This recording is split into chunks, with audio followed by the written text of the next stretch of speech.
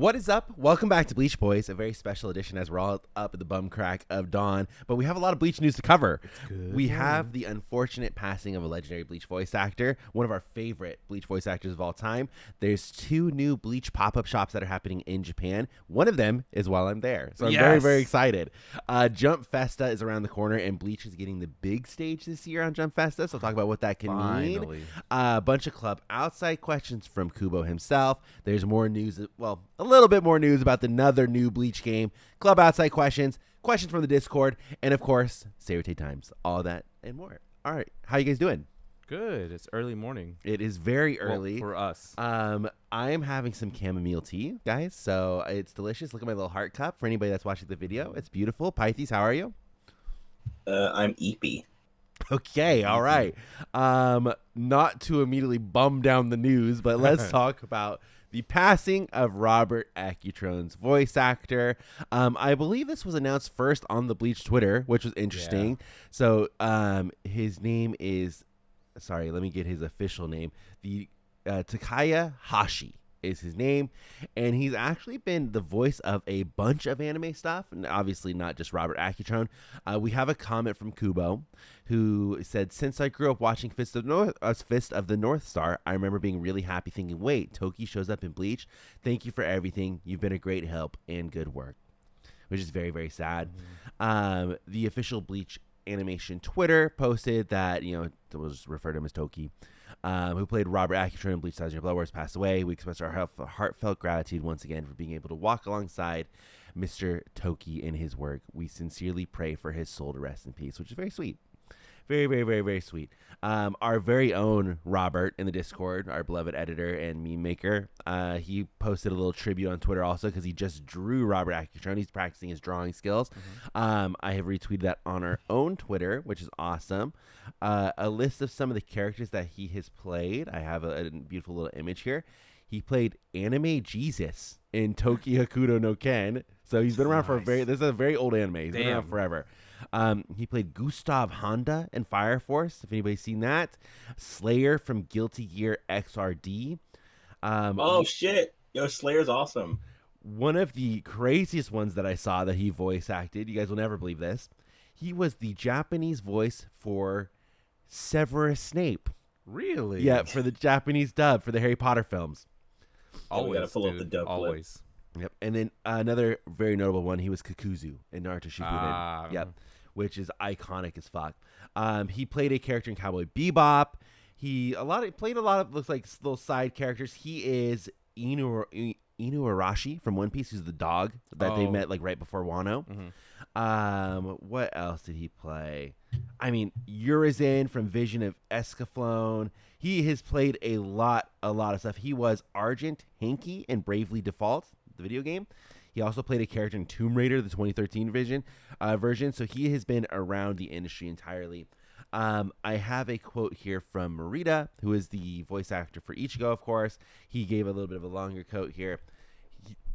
He said, "I am overwhelmed with grief upon hearing the news of Takaya Hashi's passing. Mr. Hashi was a great senior colleague with whom I worked together on various projects, including dubbing and anime. Particularly at dubbing sessions, he taught me many great things during recording. The roles he played often evoked impressions of gravitas, sharpness, and coolness, but in person he was a very approachable individual, lightening the atmosphere on set during breaks with humorous stories. I remember feeling inexplicably nervous when we worked together on the set of Bleach TYBW War, when Mr. Hashi played the role of Robert Accutrone. I had always believed that we would meet again on set. I had always thought I would continue to learn many things from him on set. It is deeply regrettable that I have reached this day without having had the chance to repay his kindness in any way. Thank you so much. I will continue to stand before the microphone carrying forward the lessons Mr. Hashi taught me. Rest in peace." That's very nice. Mm-hmm. So a little bit of a legend in the Japanese voice acting, like more of a senior voice actor. The one thing that I do want to say on a non-serious note is I would take this part of the quote. I'd always believed we would meet again on set. I mean, the voice actor of Ichigo also believed Robert Accutrone was going to return in Core 4, is what I'm going to take from that. So, I mean, that's about all the confirmation. Now, if I can make a second insensitive comment, I really hope he recorded his lines for Core 4 before he passed. Hopefully they knocked that out. They wouldn't announce that on Klub Outside, so there's no way for us to know. But R.I.P. So he seemed like he was great guy who's been voice acting forever. So the earliest one that I have from him is 1984. Damn. Jeez. So almost 40 years of voice acting. He was born at September 8th, 1952. Whew. Oh, he's been around forever. So it's always one of those nice ones where, at least he had a very long life. So that's good. I feel like you can't complain. I actually had a bit of a morbid scare about this last night. Sure. Just one of my Twitter friends, they posted the voice actor for my Yuri, and they're basically just them talking about how cool that guy was. Mm-hmm. And I didn't read what they posted. I just saw the picture and went, oh no, not another one. Oh, no. They're dropping like fucking flies. As far as I know, he's fine. Okay. They're But oh my god, it freaked me out. They're done with the final arc. Well, and I feel like that would be R.I.P. because he just won, like, what was it last year? He won, like, male voice actor of the year, didn't he? Him and Nemu. Yeah. Mm-hmm. Mm. So that would be interesting. But yeah, R.I.P. to him. That's really sad. It was cool that he got to be Robert Accutrone. And I mean, he's played a bunch of characters. I mean, he's even been in Mirai Nikki, which is like an old school Outlaw Star as well. He was an Outlaw Star. Who is he in Mirai Nikki? He played John Bacchus. And then in Outlaw Star, he was the narrator, which is cool. Oh. So we love that. I feel like you never see credits for the narrator. Yeah. So he's got the voice for it. Yep. R.I.P. We love Robert Accutrone. Who made the really morbid joke before we started the podcast? Does somebody want to repeat the joke? Pythes? Oh, it was me. Oh no! I said now that he's actually passed, we have to update all the websites he bought. It says Robert Accutrone is still alive. Yep. R.I.P. We'll have two options now: the character and the voice actor, and you could click. You could click on one of them, and that'll give you your true meaning. Okay. Well, sad to hear that. Obviously, we love Robert Accutrone here on the podcast. He's been a long time meme of that he's going to continue going forward. Let's see, quote, we haven't got the Indiana Jones death scene yet. He's still alive. He's going to float up to the Soul Palace. He's going to fight Chad and Orihime, so on and so forth. I would say it's not ruled out yet, but who's to say? Okay, listen. So we have the website, which will have the biography and the memorial to the actor on one article, and the other article is just all of our insane conspiracy theories. Yes. What they didn't want you to know about Robert Silva. Accutrone. We just turned it total clickbait. We take a picture of Robert Accutrone, we put the red circle and an arrow that says Soul King? Question mark? Did they take him out? We don't know. Okay, well, let's just pivot from that one and let's talk about a couple of new Bleach pop-up shops that are happening in Japan. I'm very, very excited because one of them is happening while I'm actually out there, which is incredible. There's another one that's starting, and this one's more, so it says this is part of a collaboration with a Japanese bookstore, and they're doing, it's called, I forget what the collection was called. It's called like Low Res Collection is what they called it. So it's a bunch of pixel art of the characters. Okay, that's still really cool. A lot of it is t-shirts, a lot of it is hoodies, and it's just like small little chibi picture arts of them all kind of running like you would see in a video game. Sam, you can't wear Japanese clothes. Yeah, well, good news is this one is the one that starts September 1st and ends September 15th, which is when I land down in Japan. Yep. So I won't be making it to this one, unfortunately. I have seen in the past with a lot of Japanese pop-up shops, they extend them. Like they usually they do them and then they're like, oh, due to such significant, love for it, we're going to extend it for a few more days. So I'm kind of hoping that this is the case.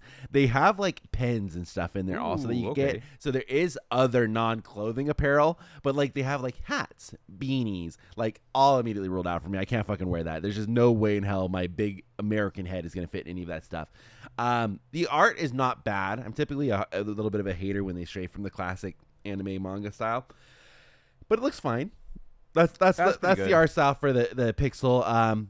It's going to be in Shibuya. It's Shibuya Tsutaya on the 6th floor in the IP bookstore, if anybody's going to be there.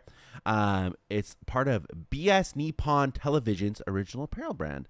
Oh, it's literally called Low Resolution Japanese Dot to World. That's what it's called. The next one, which I think is a very cool theme for a Bleach pop-up shop, because a lot of times we get Bleach pop-up shops and they just throw like a fucking screenshot of the anime on there and they call it a fucking day.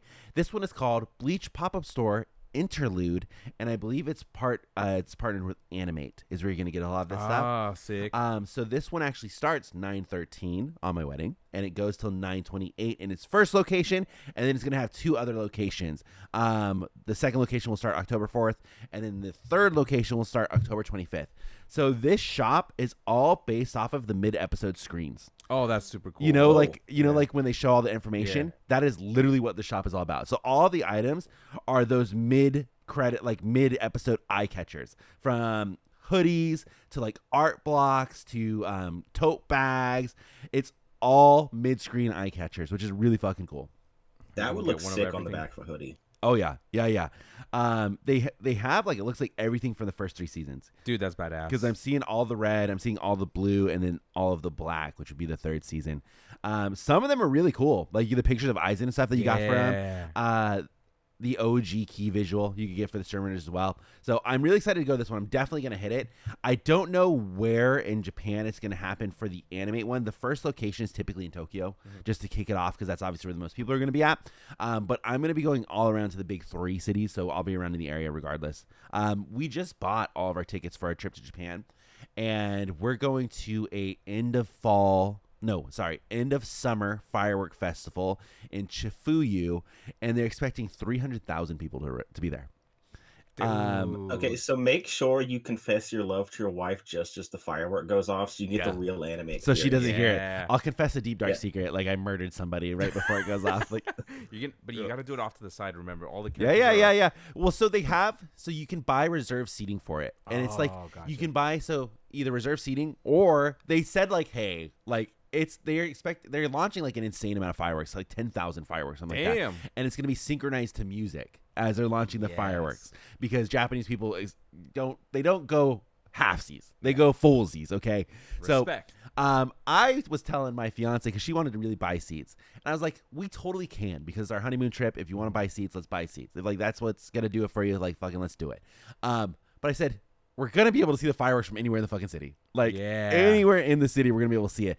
That being said, like, heaven forbid you want to have reserved seating. And also part of the reserved seating is going to be more bathrooms available to you, because they know the city's going to be screwed. It's going to be I thought, like, let's do it, And they have either you can buy standing room in the reserved spot, or you can buy actual seats, and they'll like give you like a chair for 2 or a table. Like if we were going with like a party of 6, they would hook you up with the whole table. That's nice.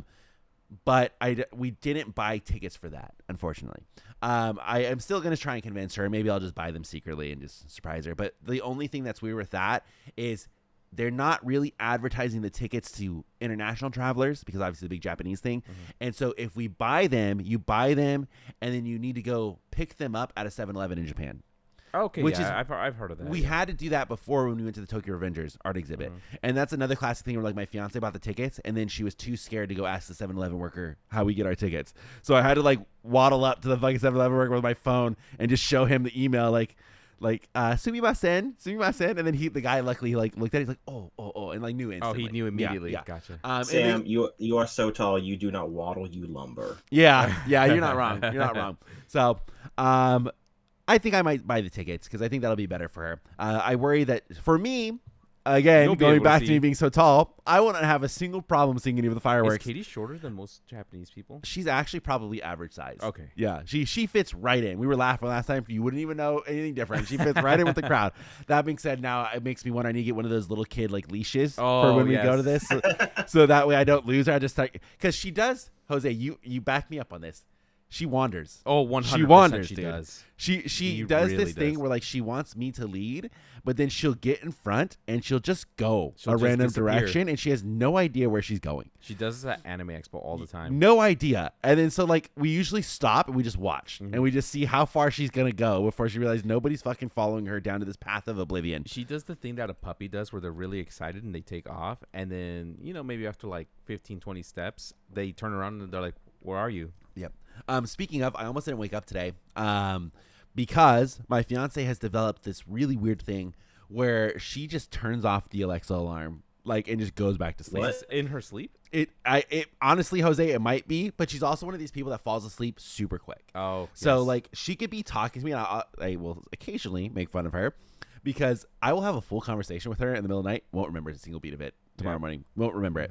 And like she could have a full conversation and then rolls over snoring. I'm like, that is crazy. Obviously, I wish I had that ability. I'm jealous. I don't mean it in any meanness. I wish I could do that. But she has started doing it even for her own work alarms, where like she will silence the alarm, not realize it's like her second alarm she's silenced, and go back to sleep. So I only woke up today because I'm a fucking nervous wreck, and I saw the lights were coming through the window, and I was like, oh my God. Time to be up. And so I woke up and checked my thing, saw it was 6:30. I was like, okay, cool. I'm good. But she turned off my alarm. I know I had a damn alarm set for 6 a.m. She turned it off. I don't even remember it going off. So I am now going to list every single alarm that I have on the regular for a normal day. Okay. Wake up 8 o'clock, 8:15, 8:30, 8:40, 9, 10, 9:15, 9:30, 9:45, 10 o'clock. Oh my God, I can't. Yeah, you're insane. Because I am a heavy sleeper, and when my brain just says immediately turn off the alarm and go back to sleep.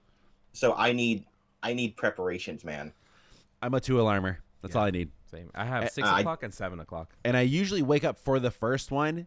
I just like to sometimes have the second one because I am not a person who like I'll turn it off, go back to sleep, and forget. Like I am full well awake when the first one goes off, and sometimes I'll make the decision where it's like I'm gonna take the extra sleep and go back.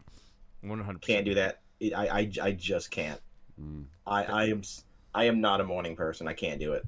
And my dog this morning absolutely saw me open up my eye a little bit and was just like, oh, it's time to get fed. Oh yeah. Yep. For animals, you're fucked. The moment they see you up.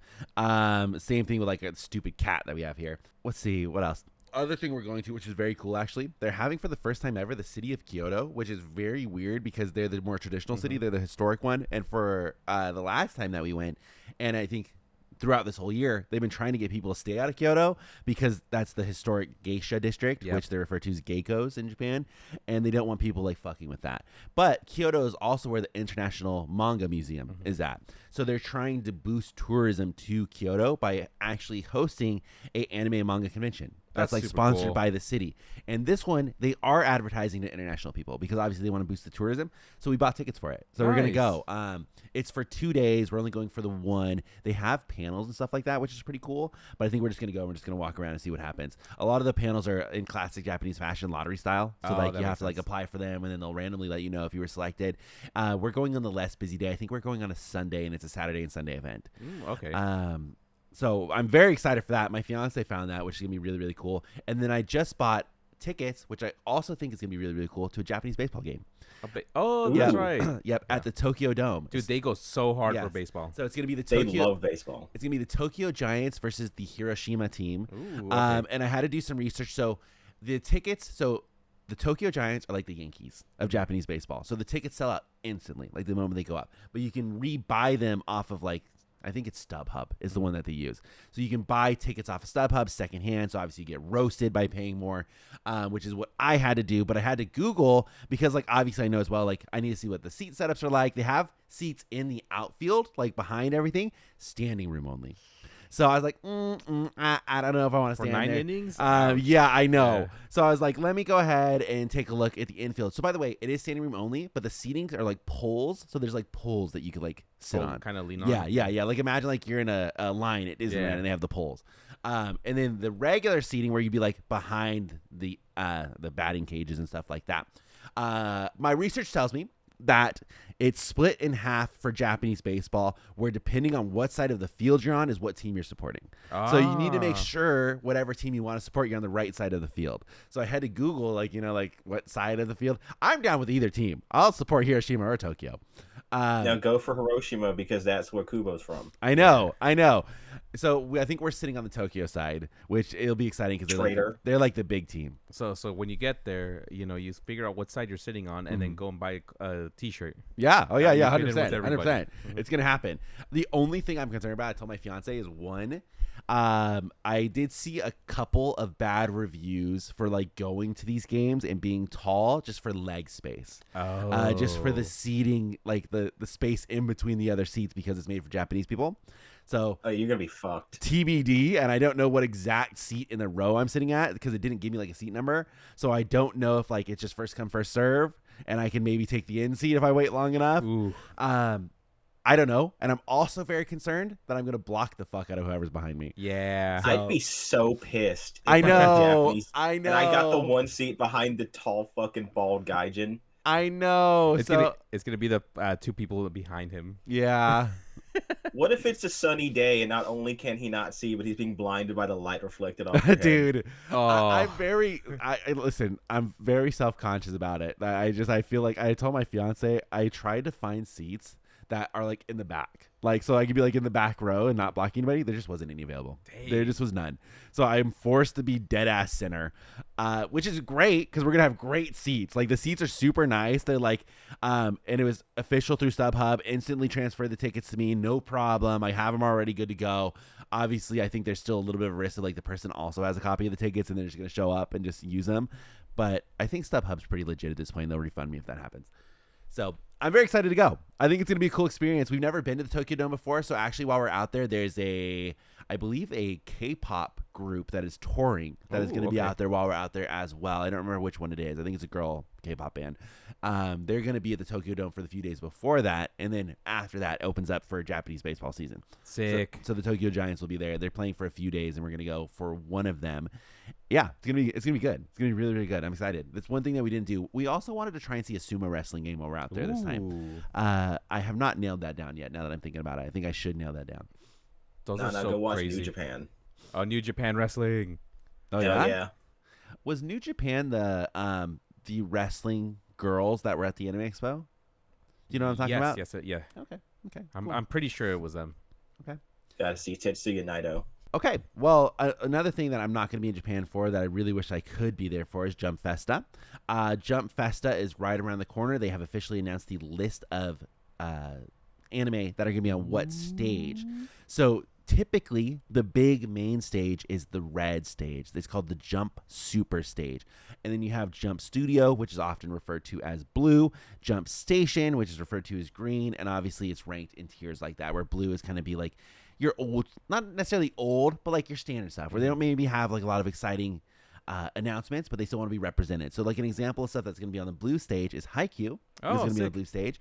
Mashal is going to be on the blue stage. The Elusive Samurai, Pythes. Ooh, excited. Black Clover is going to be on there. Yes. Witch Watch, Chain Soldier, which we love that. We love that one. Chain Soldier. Hell Teacher Nube, classic. If you want to see what is quite possibly the worst hair I've ever had, Google Weebs Guild Hell Teacher Nube review, and you'll see when I'm peak balding. It's horrible. And Maruni Kenshin. Look that up right now. On Jump Station Green, which is obviously for the lessers, which I don't know why this is being represented. Assassination Classrooms Really? going to be on there. Yeah. I'm now wondering if this is just out of date list, but or maybe it's just all of them. But I can't believe Assassination Classroom is going to be on there. Undead Unluck, 'Tis Time for Torture Princess, Kindergarten Wars, Black Torch, Moriarty the Patriot, Dark Gathering, Phantom Busters, and there's a lot more. I'm just skipping over some of the ones that we don't know. And then on Jump Stage Super Red. Oh my god, holy shit, your hair. Yeah. So, I am so glad. You look like my neighbor. it's not a good sign. I look like a fucking You look like my crazy neighbor. Oh, no. Yeah, I'm so happy that you shaved that shit off. Yep. I'm closing that video because Okay, all right. On Jump Super Stage Red, we have One Piece, of course, Sakamoto Days, Blue Box, Bleach, Gintama, My Hero Academia, Kimetsu no Yaiba, which is Demon Slayer, Dr. Stone, Jujutsu Kaisen, Don, Spy Family, Chainsaw Man, Kaiju Number 8, and then some other ones as well. But those are like the really, obviously, the huge ones, right? Anything for Freerun? Freerun, I don't believe, is Shonen Jump. Oh, you're right. It's not. So it wouldn't be. It's typically Shueisha titles, and I don't think that's either because Black Clover is not technically Shonen Jump. It's like Jump Mega or something like that now. So it's anything Shueisha. what do they have to show off for My Hero Academia? Isn't it over? No. Yeah, but the last season will be airing while this is going on. So they could talk about because I think they've already confirmed. We've only got one of them of the series of 3 new movies we're supposed to get. So I bet there's gonna be another movie announcement for My Hero Academia.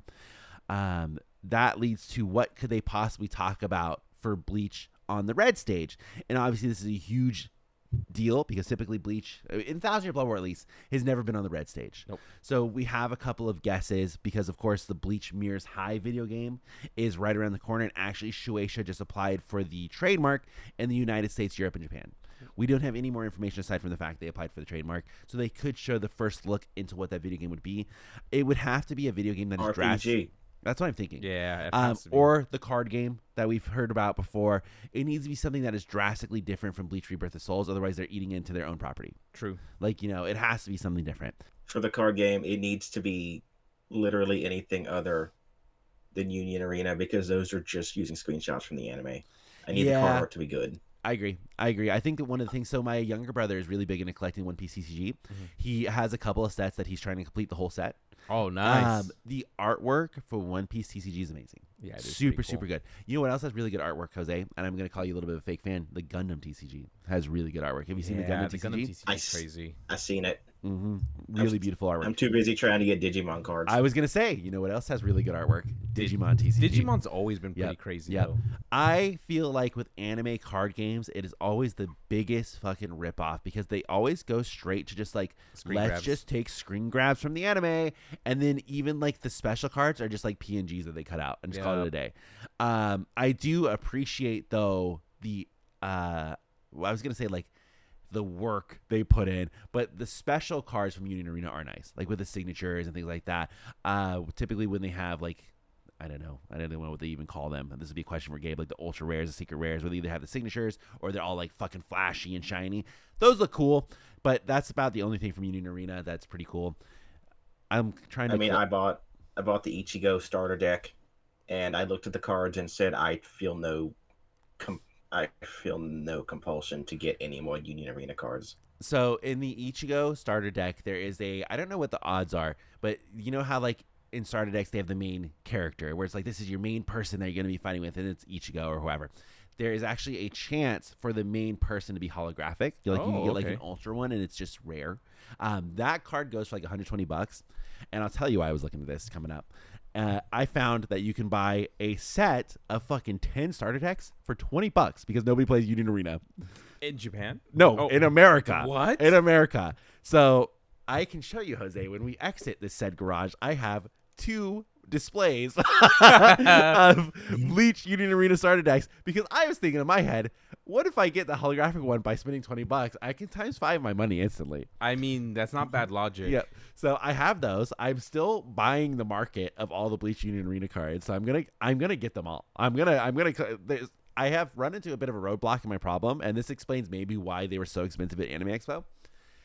Bleach Union Arena Volume 1 is very hard to find nowadays. Very, very hard.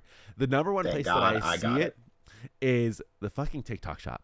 I don't know why the TikTok shop is riddled with Bleach Union Arena Volume 1s, but I don't have enough information. Like, I don't have enough, like, card information where if I buy it off of Bleach Union, like, TikTok shop, that I'll be able to tell, like, did somebody take all the good cards out of here? Oh, I see what you mean. I don't have enough information to parse that. I just don't. I have no fucking idea.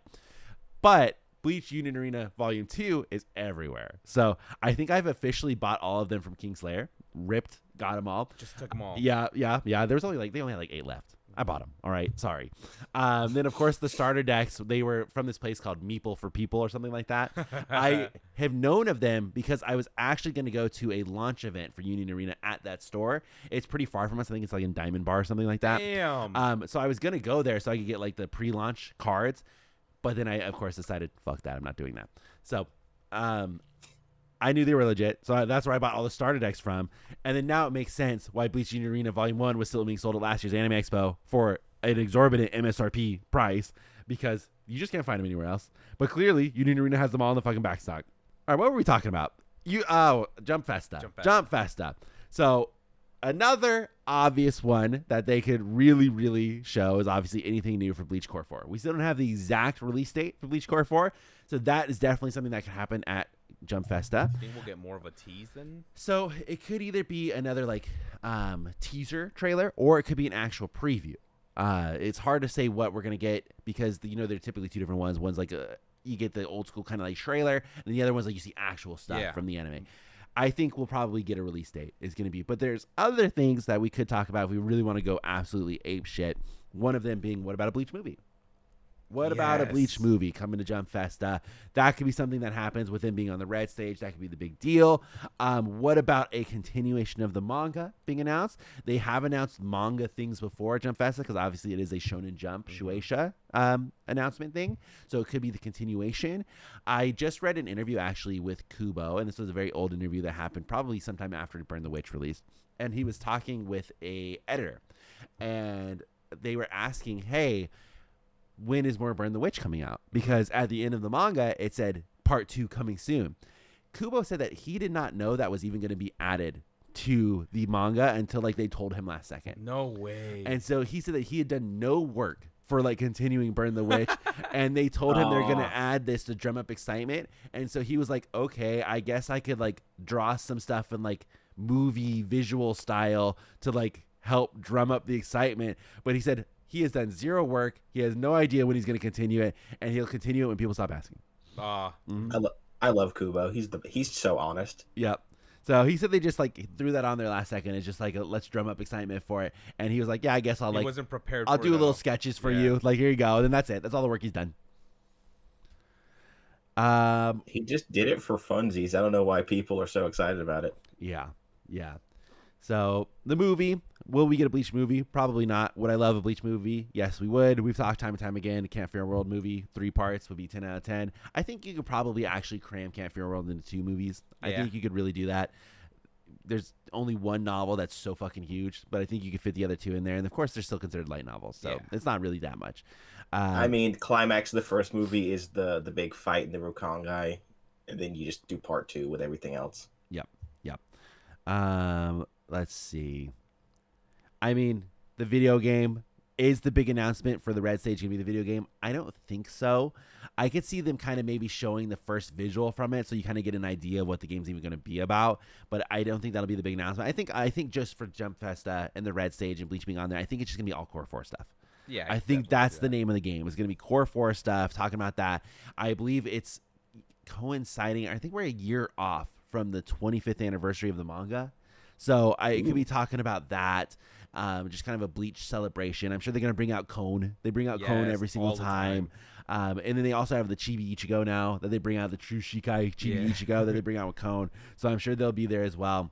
It could really be anything. It could be, I mean, I would die inside if they announced the Hell Arc's coming back. So that would be the happiest day of my life. They bring back the manga. But I don't think we're going to get anything new Bleach manga, Burn the Witch manga until after the anime's done because Kubo is just so involved. He's gonna take a break, like a good year. Oh, or yeah. two, And yeah. then all of a sudden he's gonna be like, "Hey guys, remember me?" Which the break would be perfect for the movie, but I don't know if Kubo at this point is willing to let go of his beloved Bleach. He seems very, very involved. He's now. very attached to it. Yep. I mean, he had to cure the burnout. Took like a decade, but he's not burned out anymore. Yep. Leading into Kubo's comment on Klub Outside this week, he was talking about dubbing and last week's dubbing session. He actually said he forgot to write about it last week, and he said last week, when the sound director called for Morita, which is Ichigo's VA, he happened to be in the bathroom. So Yuki Matsuoka, who is Orihime's VA, went to call for him in character, yelling, "Hey Ichigo, you're being called." He said it was really funny. I like that. Yep. It just seems adorable. like they're all having a great, fantastic time doing the dubbing. It just seems like a bunch of people hanging out, which I think was something they talked about during COVID, about how like they were kind of bummed recording during COVID because everybody had to do it by themselves. Yeah, they either did it by their at their homes or they came in one at a time at a studio, right? Yeah, and they said in Japan, typically they do like if it's a group scene, they do it as a group. So everybody was very sad about it. That's where you get to hang out with the boys. Oh yeah, totally. So like, man, this sucks. Sorry. Okay. Well, with that, let's take a quick break and thank our Patreon supporters. As always, if you guys didn't know, we do have a Patreon. You get an extra 15 minutes of Bleach Boys every single day, every single week. Can you imagine every single day we're pumping out 15 minutes of Bleach Boys? I would die inside. Every single week, you get an extra little Bleach Boys Cats meeting for as low as $5 a month. You can't get a better deal than that. You also get anything we do early. You get all the exclusive on there.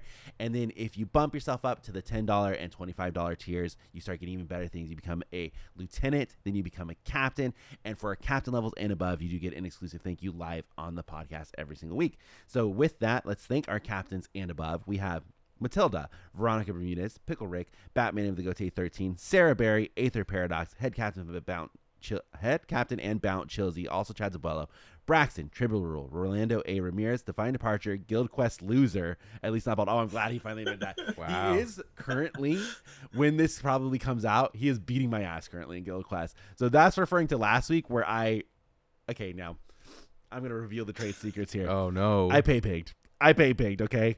I could not beat Divine Departure. I told him in Discord I will pay pig. He was pissing me off. I asked to see what his team was. He said, why do you need to see my team? The points are right there, loser. And I'm like, dude, I said, I will pay pig so hard to beat you. And so I have historically not had this pass because I canceled it. But if you guys have been with us for a long time, in Bleach Brave Souls, there's 2 passes that you could buy. One is like a $5 per month pass. Another is a $26.99 per month pass. It gives you some orbs. It gives you like a character summon. So you get like choose a 6-star or whatever. And then you get extra tickets like that you can get each day. I bought that pass. Nice. I needed the extra orbs. And then I went back to my old Sam ways of really grinding out the sub-stories because I forget what the even killer was, but you needed the brand new Ulquiorra from the like fucking 3rd release of Ulquiorra versus Vassalorde. So you needed the brand new one where he's throwing his dumbass spear because he was like, I don't know, Espada Killer Plus or something like that. So you needed that one because everything's killer is now plus. So the only way you get the best score is you have to have the plus. And I just didn't have them. Couldn't do them. So I went 8 steps on this stupid ass banner and I got him on the 8th step. Damn. Thank the Lord. Thank the Lord. Thank the Lord. So the moment I got him though, creamed Divine Departure. I zoomed through that guild quest. Now for this week's guild quest, I think what character are you supposed to have? I don't remember even the character. There's a character you're supposed to have. I don't have him, of course, because I haven't summoned on the past bajillion banners. So I'm stuck using Toshiro. Now, this is the Hollow Bankai Toshiro, which he looks cool. Love him. For whatever reason, they have decided to like absolutely creep the HP for all the units. So for Guild Quest now, when they do them, they're like, oh, by the way, we buffed the HP for all the things. So you have to do way more damage now. Damn. Toshiro just doesn't cut it. He doesn't cut it. I can't complete it with just Toshiro alone. There's other NAD units you're supposed to have, like one of them being Swimsuit Candace. I don't have Swimsuit Candace. Oh, so, I do have a Swimsuit Candace. Yeah, you would do a fantastic job in this guild quest then, Jose. But I do not. I cannot do it. I'm having a horrible time in this guild quest. I think I'm currently ranked 6, 7. I usually like to at least take a top 5. You know, I like to at least crown myself top 5 king. Can't do it this time. Damn. Yeah, I was doing really well so there's 2 splits. First week, I was killing it. I was second in the guild. Wednesday hit. Then Wednesday hit. It swapped to whatever we're doing now. I don't even know, and I can't do it. Oh, it's Stern Ritter Killer. Oh, Stern Ritter. It's Stern Ritter Killer. So yeah, it's a struggle bus for me. I'm not gonna be able to do it. I'll have to change my name to Guild Quest Loser for next week because I can't do it.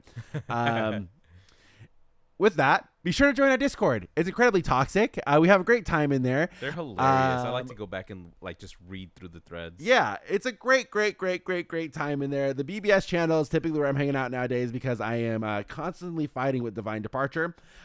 When I did beat him though, the prior week, he was like, "Oh my God, how did you do that? What team did you win it with?" And I said, "The score's right there. Why do you need to see my team?" It was the greatest source of satisfaction I have felt. So I just picture your smile. While you were telling that story, I was scrolling through the BBS chat and cracking the fuck up. Yeah, it's toxic. It's everybody likes to then dogpile on me. And then Voss comes in and he beats your score by like 1 million. He goes, "And this is embarrassing. I wasn't even using my good team." Damn. No. Okay. That's almost what he said. He said he doesn't have a main Guild Quest unit, but he has the 2 other NAD units you need to use. So what he did, by the way, he just used Gremmy as the main one because Gremmy has a whole bunch of boosts for like Stern Ritters and Quincy's. So if you usually have a Quincy on your team, you're going to also run Gremmy no matter what because he's such a good booster for them. So he used Gremmy as the main one. Gremmy has an SA2 that's a vortex that holds everybody in place. And then he just lets NAD units kill everybody. So fuck yourself, Oz. It wasn't that impressive. You have 2 of the good units. I only have 1. Okay.